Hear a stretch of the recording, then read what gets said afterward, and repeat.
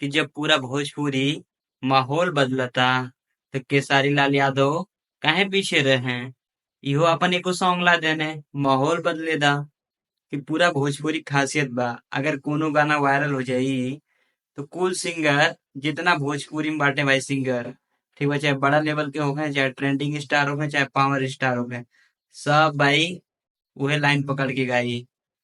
भोजपुरी कुछ समझ में नहीं आता भाई, एक गाना वायरल हुआ तो सारे लोग उसी पे रेंगेंगे और सभी लोग लाइव में आके बोलेंगे वो हमारा गाना चोरी कर लिया, फलाना हमारा गाना चोरी कर लिया, ढमकेनवा हमारा गाना चोरी कर लिया, सबसे पहले हम गाए थे, हाई किए थे, हो किए थे भाई, हमारे लकीर पे नाच रहा है, हम लकीर खींच दिए हैं तो पूरा भोजपुरी नाचेगी। ये सब भाई लाइव में आके बोलेंगे फेसबुक और इंस्टाग्राम पे। ऐसे थोड़े भाई भोजपुरी इतना लेवल पे पहुंचा है। ठीक है। अरे भिखारी ठाकुर कितना मेहनत किए हैं, आप लोगों को याद नहीं होगा, पता नहीं होगा।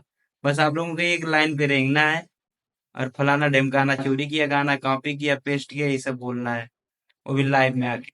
ये नहीं सोच पाते हैं बड़े बड़े सिंगर भाई कि भोजपुरी को और आगे ले चलें, ग्लोबल लेवल पे ले चलें।